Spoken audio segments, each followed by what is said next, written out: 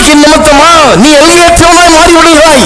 என்னுடைய எல்லா சக்தியும் உன்னுடையதாகிறது.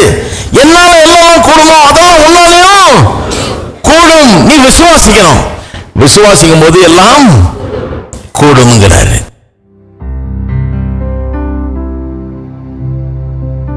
நல்லவரே நம் கர்த்தரே, முன் செல்லும் கர்த்தாதி கர்த்தரே, வல்லவரின் எல்லை இல்லா கிருபை தொடர்ந்து வரும் நித்தமே. நல்லவரே நம் கர்த்தரே, முன் செல்லும் கர்த்தாதி கர்த்தரே, வல்லவரின் கிருபை தொடர்ந்து வரும் நித்தமே.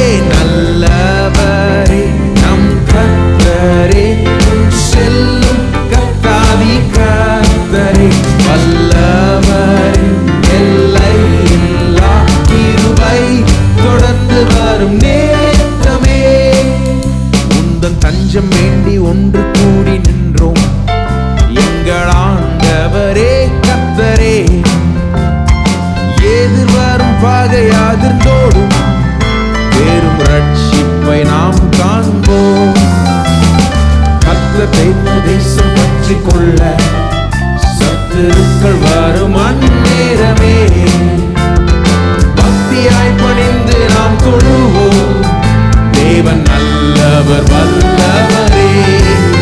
நல்லவரே நம் கர்த்தரே, முன் செல்லும் கர்த்தாதி கர்த்தரே, வல்லவரின் எல்லை இல்லா கிருபை தொடர்ந்து வருமே.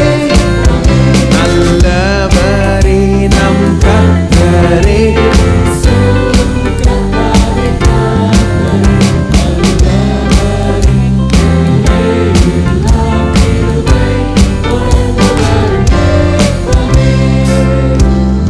கந்த வார்த்தை பெற்ற மக்களாக நித்தம் நம்பி நிலை பெறுவோம். தீர்க்க தீர்க்க தரிசனங்கள் நம்பி சித்தி பெற்றே வளம் பெறுவோம். கர்த்தரின் மகத்துவத்தை பாடி துதித்தே உயர்த்தி கூறவே, பக்தரின் சேனையின் முன் சென்று வெற்றியின் தொனியை நாம் எழுப்புவோம். நல்லவரே நம் கர்த்தரே, முன் செல்லும் கர்த்தாதி கர்த்தரே, வல்லவரின் எல்லை இல்லா கிருபை தொடர்ந்து வரும். நல்லவரே நம் கர்த்தரே, முன் செல்லும் கர்த்தாதி கர்த்தரே, வல்லவரின் எல்லை கிருபை தொடர்ந்து வரும் நேரமே. இந்த யுத்தம் உங்கள் யுத்தம் அல்ல என்று பரிசுத்த தேவன் வார்த்தை கேட்டு நாம் கர்த்தரினால் மீட்பனை காண்போம். இடம் கொள்வோம், ஜெயம் பெறுவோம். பகைவர் கூட்டம் கண்டு அஞ்சிடாமல் பரிசுத்தரை பணிந்து தொழுவோம். முழக்கத்தோடு நாம் முன்னேறி பரமதேவனை துதித்து பாடுவோம். போதகர் சாம் செல்லத்துறை அவர்கள் நடத்தும் பூரண சுவிசேஷ வேதாகம கல்லூரியில் ஊழிய பயிற்சி பெற உடனே விண்ணப்பிக்கவும். விண்ணப்ப படிவம் பெற பூரண சுவிசேஷ வேதாகம கல்லூரி, தபால் பெட்டி எண் 494, சென்னை 7 அல்லது கீழ்காணும் தொலைபேசி எண்களில் தொடர்பு கொள்ளவும்.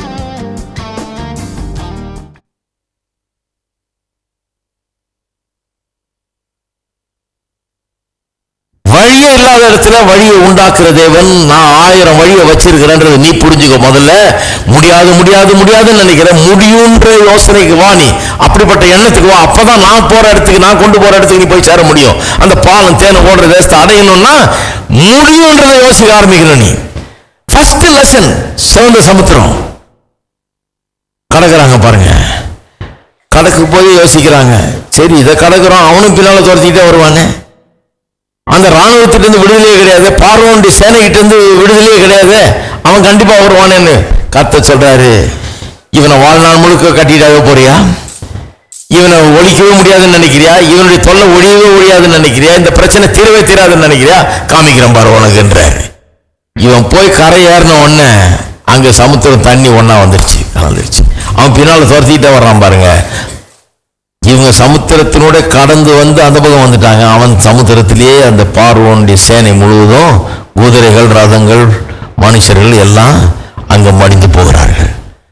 பார்க்கறாங்க ஜனங்க, அந்த கொண்டாடுறாங்க பாருங்க. சத்துரு சேனைகள் குதிரைகளோட எப்படி அந்த சமுத்திரத்தில் மடிந்தது என்பது குறித்து பாடி நடனமாடி கொண்டாடுறாங்க கரையேறின பிறகு. அப்ப தேவன் ஒரு காரியத்தை காமிக்கிறாரு. முடியாதுங்கிறத முடியுன்றத யோசிக்கணும். நீ அப்படிப்பட்ட ஒரு எண்ணத்தோட நீ என் கூட பார்ட்னரா இருக்கிற, நீ என்னுடைய ஜனம், உனக்கு சாத்தியமாக்குறது நான், அதை நீ கத்துக்கங்கிறாரு. சரி, வனாந்தரத்துக்குள்ள வர்றாங்க. வந்த உடனே ஃபர்ஸ்ட் கேள்வி என்ன? சாப்பாடு எங்க? சாப்பாடு எங்க இருந்து வரப்போகுது? கடை இல்லை, விளைச்சல் இல்லை, நிலம் இல்லை, விதைக்க முடியாது, அறுக்க முடியாது, ஒண்ணும் பண்ண முடியாது. எங்க இருந்து வரும்? எங்க இருந்து வரும்னா கர்த்தர் சொல்றாரு, காமிக்கிறேன் எங்க இருந்து வரும்னு. வர்றதுக்கு வாய்ப்பே இல்லை. கர்த்தர் சொல்றாரு, இல்ல இல்ல வரும் கண்டிப்பா. தினந்தோறும் மன்னா வருது. மன்னா வந்தோடனே அவங்க என்ன சொல்றாங்க? புசிக்க கொடுத்தவர் குடிக்கவும் கொடுப்பாரா, தண்ணி கொடுப்பாரா? வனாந்தரத்தில் எங்க தண்ணி வரும்? கர்த்தர் சொன்னாரு, காமிக்கிறேன் உனக்கு. முடியாது முடியாதுன்னே யோசிக்கிறல்ல, முடியுங்கிறத நான் காண்பிக்கிறேன். முடியறதுக்கு அந்த கண்மலையிலேருந்து தண்ணி வருது பாருங்க, அப்படி காமிச்சாரு. அப்புறம் சரி, இந்த மன்னாவை கொடுத்தாரு, தண்ணியை கொடுத்தாரு, கறி கொடுப்பாரா? நல்ல கேள்வி. நிறைய பேர் உங்களுக்கு அந்த கேள்வி தான் இருக்குது. கறி கொடுப்பாரா? ஒண்ணு சிக்கன்லாம் காணுமே, அது கொடுப்பாரா? கர்த்தர் சொன்னாரு, அதையும் கொடுக்குறப்பாரு. எப்படி கொடுப்பாரு? ஒருத்தர் கணக்கு போட்டு சொல்றாரு, கிட்டத்தட்ட 30 லட்சம் பேர். இந்த 30 லட்சம் பேர் கறி சப்ளை பண்ணா எத்தனை ஆடு அடிக்கணும், எத்தனை கோழி அடிக்கணும், இத்தனை கோழி அடிக்கிறதுக்கு எத்தனை ஆள் வேணும், இதை கிளீன் பண்றதுக்கு எத்தனை ஆள் வேணும், எவ்வளவு பெரிய மார்க்கெட் வேணும் அதுக்கு, கோயம்பேடு மாதிரி எவ்வளவு பெரிய மார்க்கெட் உருவாகணும் அதுக்கு. 30 லட்சம் பேருக்கு கறி சப்ளை பண்றதுன்னா அது சும்மா சாதாரண. அதனுடைய லாஜிஸ்டிக்ஸ் பிளான் பண்ணி சொல்றாரு.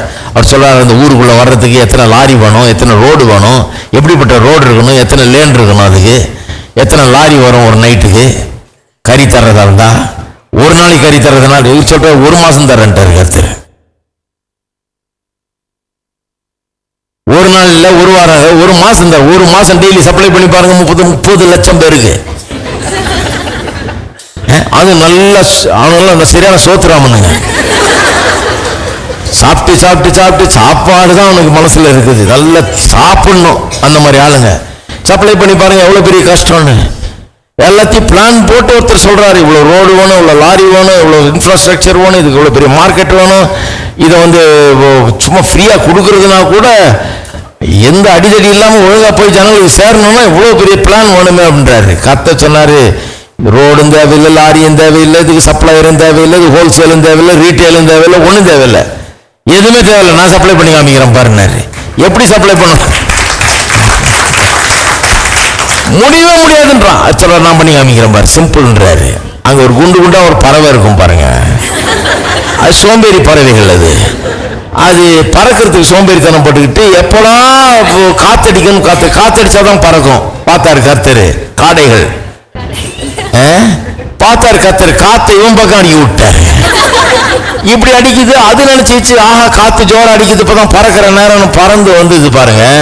இவங்க இருக்கிற அந்த கேம்புக்கு பக்கத்துல வந்த உடனே டக்குன்னு காத்து நின்றுச்சு, எல்லாம் பார்க் ஆயிடுச்சு. எவ்வளவுக்குன்னா இந்த பக்கம் 1 நாள் தூர பயணம், இந்த பக்கம் 1 நாள் தூர பயணம். சொல்றாங்க 40 கிலோமீட்டர் ஒரு நாள் தூர பயணம், 40 கிலோமீட்டர் நடக்கலான்றாங்க. அவ்வளவு தூரத்துக்கு 3 அடி ஆழத்துக்கு காடைகள். கர்த்தர் சொல்றாரு, கர்த்தர் சொல்றாரு, இது போணுமா, போதுமா, இன்னும் கொஞ்சம் கறி கறி கறின்னு அழுதி இருந்தா போதுமா அப்படிங்க. எத்தனை பேர் நினைக்கிறீங்க கர்த்தரால் கூடும்னு? மனம் புதிதாகணும் பாருங்க. மனம் புதிதாகிறதுக்கு தான் கர்த்தர் உங்களை கொண்டு வந்தார். இவங்களை வச்சு துன்பப்படுத்துறதுக்கு இல்லை, இம்சப்படுத்துறதுக்கு இல்லை. வனாந்தரத்தின் வழியா கொண்டு வந்தாரியா? என்னையா வேற ரூட்டே இல்லையா இருக்குது, ஆனா இப்படிதான் கொண்டு வந்தார். ஏன்னா இப்படி வந்தாதான் இவனுக்கு பாடம் கற்பிக்கலாம், அதுக்காக தான் அப்படி கொண்டு வந்தாரு. கொண்டு வந்து ஒரு லெசனுக்கு மேல அடுத்த லெசனா எடுக்கிறாரு. என்ன லெசனு? எல்லாமே கூடாது ஒண்ணுமே கிடையாதுங்கிறத பற்றிய ஒரு லெசன் தான். கடைசியா எரிகோ பட்டணத்தை நுழைய வரும்போதும் அதே தான். பெரிய செவுரு மேல ரதம்லாம் ரேஸ் விடுற அளவுக்கு அவன் அவ்வளோ அகலமா செவுரு கட்டிருக்கான், ரோடு போடுற மாதிரி செவுரை வானளாவிய அளவு கட்டிருக்கான். இதை எப்படி மேற்கொள்றது, இது எப்படி இடிக்கிறது, என்னைக்கு இடிச்சு என்னைக்கு ஆகுறது, இது முடியவே முடியாதுன்னு நினைக்கிறாங்க. கர்த்தர் சொல்றாரு, ஒன்றும் இல்லை, பண்ணி காமிக்கிறேன், ஒரு சத்தம் போடு போதும், தப்புன்னு விழுந்துருன்றாரு. நம்பவே முடியல. உள்ள வச்சு காமிச்சாரு கர்த்தர், சோந்தரிக்க வச்சு காமிச்சாரு. என்ன சொல்ல வர்றேன்? மனம் நமக்கு புதிதாக வேணும். இஸ்ரவேல் மக்கள் இந்த முதல் சந்ததியில் ஏன் போய் சேரலன்னா, அவங்க அதை ஏற்றுக்கொள்ளவே முடியல. இப்படிப்பட்ட ஒரு கான்செப்ட் அவனுக்கு விளங்கவே இல்லை. கர்த்தர் அவர்களுக்கு அப்பேற்பட்ட ஒரு தேசத்தை கொடுப்பார், வாழ வைப்பாருங்கிறத அவங்க புரிந்து கொள்ளவே இல்லை. அதனாலதான் அவர்கள் அடையாமல போயிட்டாங்க. அடுத்த தலைமுறையினர் அதை புரிந்து கொள்ள முடியாத சில வழிகள் அவர்களுக்கு கத்து தர்றார் கர்த்தர். சரி பாருங்க, மார்க் எழுதின சுவிசேஷம் 9ஆம் அதிகாரத்துக்கு திருப்போம். அங்க ஒரு அற்புதமான ஒரு கதையை வாசிக்கிறோம். ஒருவன் தன்னுடைய மகனை கொண்டு வர்றான் இல்லையா இயேசுவினிடத்துல. அந்த மகன் ஒரு அசுத்தாவி பிடிச்சிருக்கான். அவனை அலக்கழிக்கிறது பாருங்க, நுரை தள்ளி பல்லை கடித்து அவன் ஒரு முறையும் அது வரும்போதெல்லாம் அந்த அசுத்தாவியை தொந்தரவு செய்யும் போதெல்லாம் சோர்ந்து போறான். அவன் சீஷரிடத்தில் கொண்டு போறாங்க இது துரத்தும்படி. சீஷர்களால் ஒன்றும் பண்ண முடியல, கூடாமற் போயிற்று, அவர்களால் கூடாமற் போயிற்று என்று இயேசுகிட்ட சொல்றான் பாருங்க. அப்ப இது கூடாமற் போயிற்றுங்கிறது அவன் மனசுல ரொம்ப ஆழமா பதிஞ்சிருச்சு.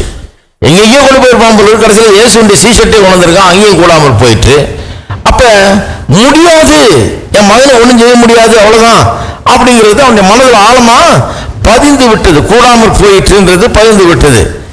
19ஆம் வசனம் பாருங்க, அவர் பிரதித்திரமாக, விசுவாசம் இல்லாத சந்ததியே, எதுவரைக்கும் நான் உங்களோடு கூட இருப்பேன், எதுவரைக்கும் உங்களிடத்தில் பொறுமையாக இருப்பேன், அவனை என்னிடத்தில் கொண்டு வாருங்கள் என்றார். அவனை அவரிடத்தில் கொண்டு வந்தார்கள். அவரை கண்டவுடனே இந்த ஆவி அவனை அலைக்கழித்தது. அவன் தரையில் விழுந்து நுரைதள்ளி புரண்டான். அவர் அவனுடைய தகப்பனை நோக்கி, இது இவனுக்கு உண்டாகி எவ்வளவு காலம் ஆயிற்று என்றார். அதுக்கு அவன் சிறு வயது முதல் கொண்டே உண்டாயிருது. ரொம்ப காலமா இருந்ததுன்னா இன்னும் மனசுல என்ன ஆயிடுது, சாலிடா இத்தனை வருஷம் இருக்குது, இனிமே எங்க போக போகுது, இத்தனை வருஷம் போல, இனிமே நான் எல்லாத்தையும் கொண்டு போயிட்டேன் போல, அதனால இனிமே எங்க போக போகுது அப்படிங்கிற ஒரு எண்ணம் உண்டாகி இவனை கொல்லும்படிக்கு அது அநேக நேரம் தீயிலும் தண்ணீரிலும் தள்ளிட்டு, நீர் ஏதாவது செய்யக்கூடுமானால் எங்களுக்கு மனதிறங்கி எங்களுக்கு உதவி செய்ய வேண்டும் என்றான். இயேசு அவனை நோக்கி, நீ விசுவாசிக்க கூடுமானால் ஆகும், விசுவாசிக்கிறவனுக்கு எல்லாம் கூடும் என்றார். நீ விசுவாசிக்க கூடுமானால் ஆகும், விசுவாசிக்கிறவனுக்கு எல்லாம் கூடும் என்றார். அப்ப விசுவாசத்தை எல்லாம் முடியுமா? என்ன சொல்ல வர்றாரு? உன்னை ஒரு எல்லை இல்லாம உண்டாக்கி இருக்கிறேன், எதுவுமே உனக்கு முடியாம கிடையாது. நீ விசுவாசித்தால் முடியும், உனக்கு முடியாதுன்னு ஒண்ணுமே கிடையாது. ஒரு மனுஷன் வாழ்க்கையில ரொம்ப கத்துக்க வேண்டிய ஒரு காரியம் பாருங்க. இன்னைக்கு இங்க சபைக்கு வந்திருக்கிறீங்க, இங்க சபைக்கு வந்தீங்கன்னா இதுதான் போதிப்பாங்க. இங்க சபைக்கு வந்தா முக்கியமா நீங்க கத்துக்க வேண்டியது என்னன்னா, முடியாதுன்னு இந்த வாழ்க்கையில ஒண்ணுமே கிடையாது. ஏசுதான் சொல்றேன், நான் சொல்லுங்க. அது என்ன பார்க்காதீங்க, நான் அப்படி புதுசா சொல்றாரு அவரு அப்படின்னு. நான் ஒண்ணு புதுசா சொல்லல, அவர் சொன்னாரு. என்ன சொல்றாரு? நீ விசுவாசிக்க கூடுமானால் ஆகும். ஒருவேளை இந்த பேய் ஓடுன்றாரா? இல்ல, விசுவாசிக்கிறவனால் எல்லாம் கூடும். இந்த பேய் ஓடுறது மட்டும் இல்ல, இந்த அசுத்தாவி போறது மட்டும் இல்ல, எல்லாம் கூடும். உங்க பிரச்சனை என்ன, உங்க கோளாறு என்ன, உங்க வாழ்க்கையில் என்ன பிரச்சனை, என்ன காரியத்தை சந்தித்துக் கொண்டிருக்கிறீர்கள், எல்லாம் கூடும். நான் சொல்லுகிறேன், பெரிய பெரிய பிரச்சனைகளை சந்தித்துக் கொண்டிருக்கிறவர்கள் சொல்லுகிறேன், விசுவாசிக்கிறவனால் எல்லாம் கூடும். எல்லாரும் சொல்லுங்க, விசுவாசிக்கிறவனால் எல்லாம் கூடும். எல்லாம் கூடுன்றார். எல்லாம் பேய் ஓடுறது மட்டும் இல்லைங்க, எல்லாமே கூடும். வேலை கிடைக்குமா? எல்லாம் கூடும். பொண்ணு கிடைக்குமா? கூடும். மாப்பிள்ளை கிடைக்குமா? கூடும். எல்லாம் கூடும், எல்லாம் கூடும். ஒரு நல்ல எதிர்காலம் கிடைக்குமா? கூடும், எல்லாம் கூடும். பிள்ளை பிறக்குமா? ஹலோ, கூடும். பிரிஞ்சிருக்கிற குடும்பம் ஒன்னா சேர முடியுமா? கூடும். சந்தோஷமே இல்லாத திருமண வாழ்க்கையில் சந்தோஷம் உண்டாக முடியுமா? எல்லாம் கூடும். எல்லாம் சொல்லுங்க, எல்லாம் கூடும். பொருளாதாரம் எப்பவுமே பிரச்சனையா இருக்குதுங்க. நல்ல காலத்தையே பார்த்ததில்லை. எல்லாம் பிறக்குதுன்னு சொல்றாள் வந்திருக்கிறேன்.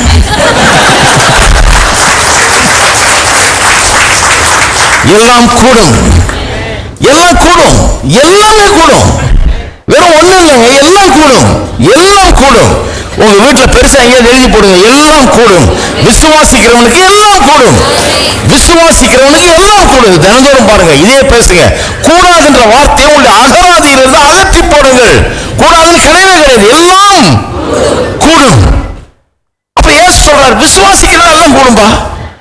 கூடாது ஒண்ணுமே கிடையாது. உன்னை ஒரு லிமிட்லெஸ் பீயிங்கா உண்டாக்கி இருக்கிறேன், நான் எல்லையற்றவனாக உண்டாக்கி இருக்கிறேன். ஏன்னா நீயும் நானும் பார்ட்னர். ஒரு கவர்னன்ட் மேன் பாருங்க, ஒரு இஸ்ரவேலன். தேவனோட ஒரு உடன்படிக்கை அவனுக்கு இருக்குது. உடன்படிக்கை நிமித்தமா நீ எல்லையற்றவனாய் மாறி விடுகிறாய். என்னுடைய எல்லா சக்தியும் உன்னுடையதாகிடுது. என்னால எல்லாம் கூடுமோ அதெல்லாம் உன்னாலையும் கூடும். நீ விசுவாசிக்கணும். விசுவாசிக்கும் போது எல்லாம் கூடுங்கிறாரு. அப்ப எல்கையற்றவர்கள் நாம் விசுவாசிச்சா போதும், எல்லா எல்லையும் ஒண்ணு இல்லாம ஆகிவிடுகிறது. எல்லா எல்லையும் தாண்டிடலாம். பாருங்க, நாசரேத்துக்கு போகிறார், தன்னுடைய சொந்த ஊர்.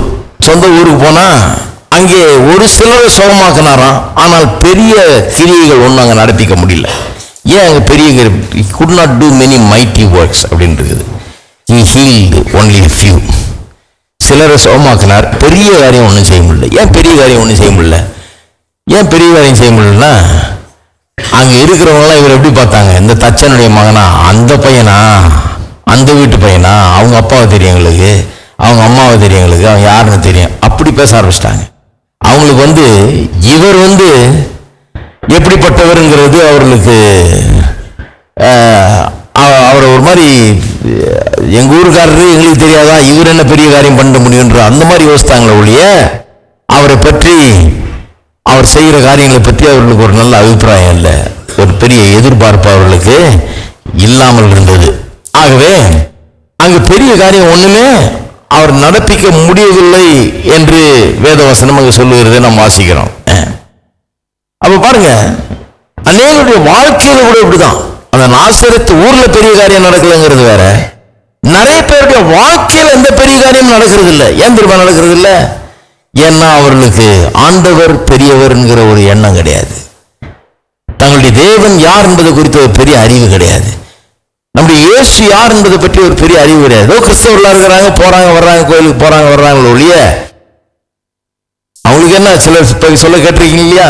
சொல்லுவாங்க, நான் எங்க தாத்தா காலத்துல இருந்து கிறிஸ்தவனா இருக்கிறேன், 5வது தலைமுறை கிறிஸ்தவன் நான், எனக்கு நீ சொல்ல வரையா நீ? பாருங்க, நம்ம கோயிலில் ஒருத்தர் இப்போ புதுசாக கிறிஸ்தவர் அவர் இன்னொருத்தருக்கு சொல்லியிருக்காரு பாருங்க. இவருக்கு ஒரே கோபம், இன்னைக்கு போய் உங்க கோயிலில் ஞானஸ்தானத்தை எனக்கு சொல்லிட்டு இருக்கிறான் இவன், பைபிள் எடுத்துட்டு எனக்கு நம்ம தெரியாத மாதிரி. எங்க தாத்தா காலத்துல, எங்க தாத்தாவுடைய தாத்தா காலத்துல இதெல்லாம் கிறிஸ்தவர்களா இருக்கிறோம், என்ன நினைச்சிட்டு இருக்கிறான் இவன், எனக்கு ஒன்றும் தெரியாத நினைக்கிறேன். இவர் ஒன்றும் தெரியாதனால தான் அவன் சொல்லிட்டு இருக்கிறான்.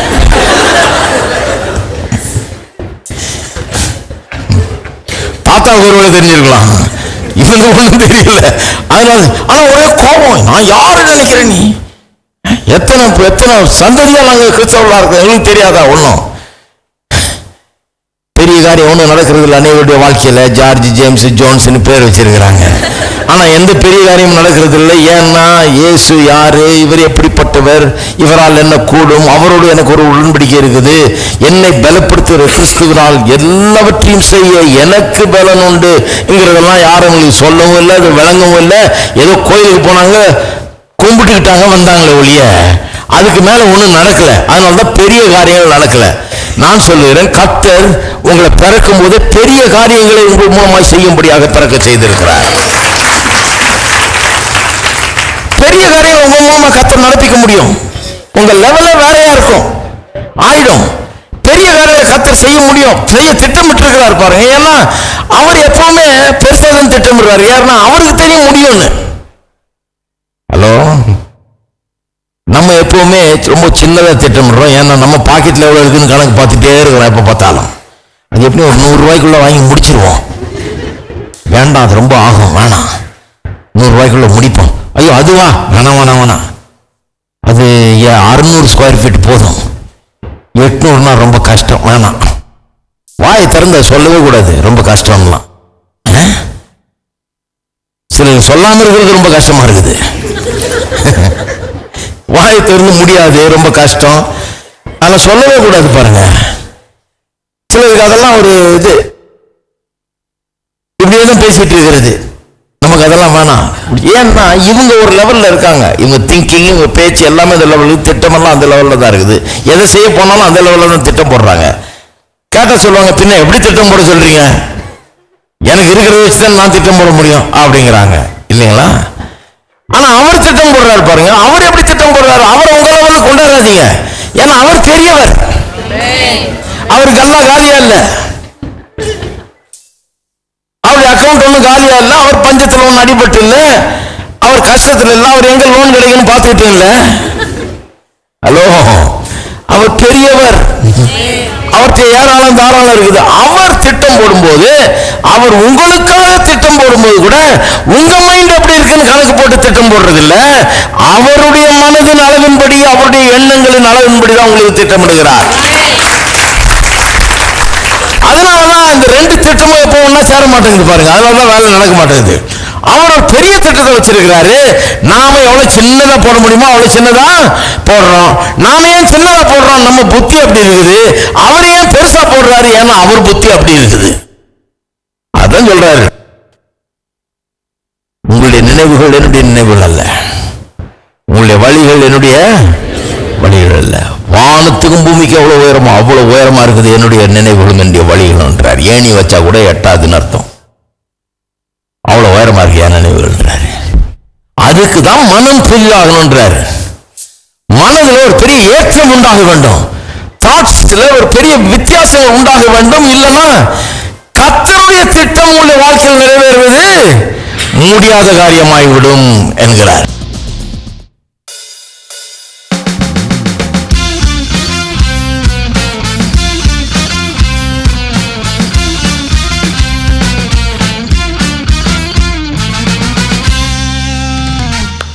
இந்த நாள் வரை என்னை காத்திட்ட என் கண்மலை நீரே, இப்போதும் எப்போதும் என்னை சுமக்கும் தகப்பனீரே. இந்த நாள் வரை என்னை காத்திட்ட என் கண்மலை நீரே, இப்போதும் எப்போதும் என்னை சுமக்கும் தகப்பனீரே. உம்மை துதிக்கிறேன் அல்லேலூயா, உம்மை உயர்த்துகிறேன் அல்லேலூயா. நீ நல்லவர் அல்லேலூயா, நீ மிகவும் நல்லவர். உம்மை துதிக்கிறேன் அல்லேலூயா, உம்மை உயர்த்துகிறேன் அல்லேலூயா. நீ நல்லவர் அல்லேலூயா, நீ மிகவும் நல்லவர். இந்த நாள் வரை என்னை காத்திட்ட என் கண்மலை நீரே, இப்போதும் எப்போதும் என்னை சுமக்கும் தகப்பனீரே. இந்த நாள் வரை என்னை காத்திட்ட என் கண்மலை நீரே, இப்போதும் எப்போதும் என்னை சுமக்கும் தகப்பனீரே. உம்மை துதிக்கிறேன் அல்லேலூயா, உம்மை உயர்த்துகிறேன் அல்லேலூயா. நீ நல்லவர் அல்லேலூயா, நீ மிகவும் நல்லவர். உம்மை துதிக்கிறேன் அல்லேலூயா, உம்மை உயர்த்துகிறேன் அல்லேலூயா. நீ நல்லவர் அல்லேலூயா, நீ மிகவும் நல்லவர். சத்துருவாயிருந்தேன் என்னை ஒப்புரவாக்கினீரே, பாவங்களை மன்னித்து ஆழத்தில் எறிந்தீரே. சத்துருவாயிருந்தேன் என்னை ஒப்புரவாக்கினீரே, பாவங்களை மன்னித்து ஆழத்தில் எறிந்தீரே. உம்மை துதிக்கிறேன் அல்லேலூயா, உம்மை உயர்த்துகிறேன் அல்லேலூயா. நீ நல்லவர் அல்லேலூயா, நீ மிகவும் நல்லவர். உம்மை துதிக்கிறேன் அல்லேலூயா, உம்மை உயர்த்துகிறேன் அல்லேலூயா. நீ நல்லவர் அல்லேலூயா, நீ மிகவும் நல்லவர்.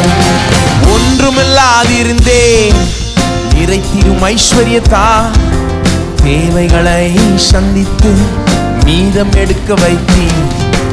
ஒன்றுமில்லாதிருந்தேன் நிறுத்திடும் ஐஸ்வர்யத்தால் தேவைகளை சந்தித்து மீதம் எடுக்க வைத்தீர். உம்மை துதிக்கிறேன் அல்லேலூயா, உம்மை உயர்த்துகிறேன் அல்லேலூயா. நீ நல்லவர் அல்லேலூயா, நீ மிகவும் நல்லவர். உம்மை துதிக்கிறேன் அல்லேலூயா, உம்மை உயர்த்துகிறேன் அல்லேலூயா.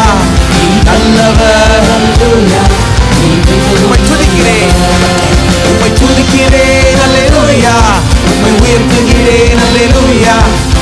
நல்லவர் அல்லேலூயா நீ மிகவும் நல்லவர் உம்மை துதிக்கிறேன் அல்லேலூயா உம்மை உயர்த்துகிறேன் அல்லேலூயா நீ நல்லவர் அல்லேலூயா நீ மிகவும் நல்லவர் வியாதியாக இருந்தேன் குணமானின் தழும்புகளா வார்த்தையை அனுப்பி என்னை வாழ வைத்தீரே வியாதியாக இருந்தேன் குணமானே தழும்புகளால் வார்த்தையை அனுப்பி என்னை வாழ வைத்தீரே உம்மை துதிக்கிறேன் அல்லேலூயா உம்மை உயர்த்துகிறேன் அல்லேலூயா நீ நல்லவர் அல்லேலூயா நீ மிகவும் நல்லவர் உம்மை துதிக்கிறேன் அல்லேலூயா உம்மை உயர்த்துகிறேன் அல்லேலூயா நீ நல்லவர் அல்லேலூயா நீ மிகவும் நல்லவர் ஒன்றுமில்லாதிருந்தே நிறைத்தீரும் ஐஸ்வர்யத்தா தேவைகளை சந்தித்து மீதம் எடுக்க வைத்தீர் ஒன்றுமில்லாதிருந்தே நிறைத்தீரும் ஐஸ்வர்யத்தா தேவைகளை சந்தித்து மீதம் எடுக்க வைத்தீர் உம்மை துதிக்கிறேன் அல்லேலூயா உம்மை உயர்த்துகிறேன் அல்லேலூயா நீ நல்லவர் அல்லேலூயா நீ மிகவும் நல்லவர் உம்மை துதிக்கிறேன் அல்லேலூயா உம்மை உயர்த்துகிறேன் அல்லேலூயா நீ நல்லவர் அல்லேலூயா நீ மிகவும் நல்லவர் வியாதியாக இருந்தே குணமானின் தழும்புகளா வார்த்தையை அனுப்பி என்னை வாழ வைத்தீரே வியாதியாக இருந்தே குணமானே தழும்புகளால் வார்த்தையை அனுப்பி என்னை வாழ வைத்தீரே உம்மை துதிக்கிறேன்